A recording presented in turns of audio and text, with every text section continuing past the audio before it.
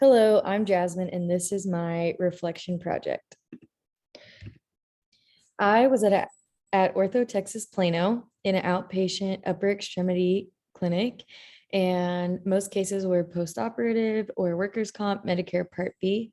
This is a list of the common diagnosis that we saw and a list of the interventions that we did.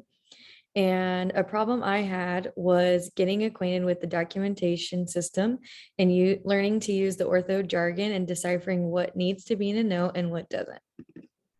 So my question that I asked is, how can learning documentation be made more efficient in this setting?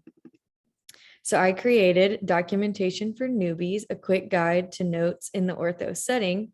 And I gave my top tips and some examples of notes. So my top tips were roll with the critiques because the goal is to understand the use of OT jargon. And 90% of the time, less is more. Prep as much of each note as you can before the session so the documentation doesn't catch up with you. And in the beginning, it's helpful to jot down quick phrases for the subjective or really any part of the note because recalling what a patient said or what you did can be challenging at first. And just because you missed something on a note doesn't mean that you were wrong or did a bad job. So I wrote out examples of daily progress and evaluation notes. And I looked up what AOTA says about documentation, and it basically says that any OT service is required to be documented about if it has been provided to a client.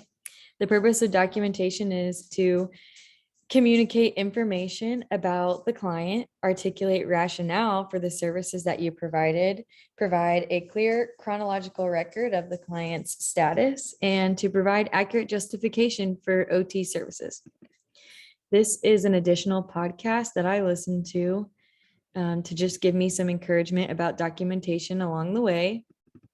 And this is my reference. And if you would like to look at this little documentation for newbies, send me a message and I'd be happy to share it.